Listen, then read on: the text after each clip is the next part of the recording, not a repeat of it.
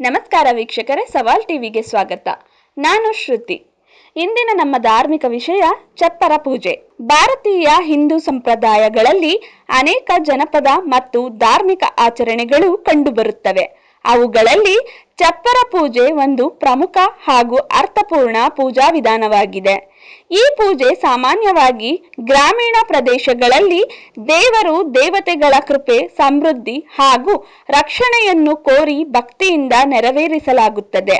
ಮದುವೆ ಅಥವಾ ಶುಭ ಸಮಾರಂಭಗಳ ಆರಂಭದಲ್ಲಿ ಮನೆಯ ಪ್ರವೇಶ ದ್ವಾರದಲ್ಲಿ ತೆಂಗಿನ ಗರಿಗಳಿಂದ ನಿರ್ಮಿಸಿದ ಚಪ್ಪರಕ್ಕೆ ಪೂಜೆ ಸಲ್ಲಿಸುವುದೇ ಚಪ್ಪರ ಪೂಜೆ.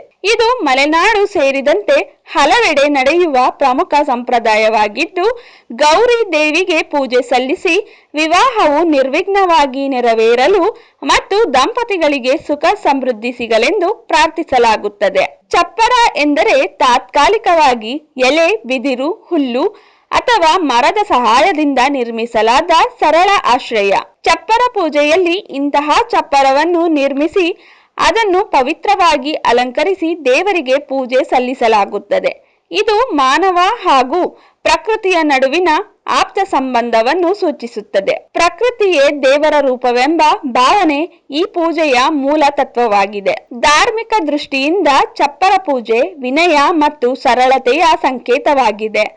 ದೊಡ್ಡ ಕಟ್ಟಡಗಳು ಅಥವಾ ವೈಭವದ ಅಗತ್ಯವಿಲ್ಲದೆ ಶುದ್ಧ ಮನಸ್ಸಿನಿಂದ ಮಾಡಿದ ಪೂಜೆ ದೇವರಿಗೆ ಪ್ರಿಯವಾಗುತ್ತದೆ ಎಂಬ ನಂಬಿಕೆ ಇದರಲ್ಲಿ ಅಡಗಿದೆ. ರೈತ ಸಮುದಾಯದಲ್ಲಿ ಉತ್ತಮ ಬೆಳೆ, ಮಳೆ, ಆರೋಗ್ಯ ಮತ್ತು ಕುಟುಂಬದ ಸುಖ ಶಾಂತಿಗಾಗಿ ಈ ಪೂಜೆಯನ್ನು ಮಾಡಲಾಗುತ್ತದೆ. ಸಾಂಸ್ಕೃತಿಕವಾಗಿ ಚಪ್ಪರ ಪೂಜೆ ಸಮುದಾಯ ಭಾವನೆಯನ್ನು ಬಲಪಡಿಸುತ್ತದೆ. ಊರಿನ ಜನರೆಲ್ಲರೂ ಸೇರಿ ಪೂಜೆಯಲ್ಲಿ ಪಾಲ್ಗೊಳ್ಳುವುದರಿಂದ ಏಕತೆ, ಸಹಕಾರ ಮತ್ತು ಪರಸ್ಪರ ಗೌರವ ಹೆಚ್ಚುತ್ತದೆ.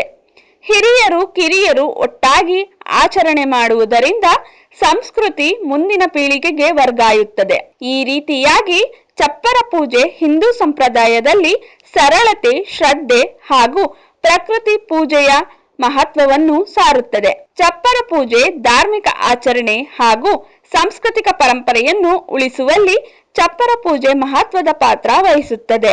ಆದ್ದರಿಂದ ಈ ಪವಿತ್ರ ಆಚರಣೆಯನ್ನು ಗೌರವದಿಂದ ಆಚರಿಸಿ ಮುಂದಿನ ಪೀಳಿಗೆಗೆ ಹಸ್ತಾಂತರಿಸುವುದು ನಮ್ಮ ಕರ್ತವ್ಯವಾಗಿದೆ. ಹೀಗೆ ಹೆಚ್ಚಿನ ವಿಡಿಯೋಗಳಿಗಾಗಿ ಸವಾಲ್ ಟಿವಿಯನ್ನು ಸಬ್ಸ್ಕ್ರೈಬ್ ಮಾಡಿ. ಈ ವಿಡಿಯೋ ಇಷ್ಟವಾಗಿದ್ದಲ್ಲಿ ಲೈಕ್ ಮಾಡಿ, ಶೇರ್ ಮಾಡಿ. ನಿಮ್ಮ ಅನಿಸಿಕೆಗಳನ್ನು ಕಮೆಂಟ್ ಮೂಲಕ ನಮಗೆ ತಿಳಿಸಿ.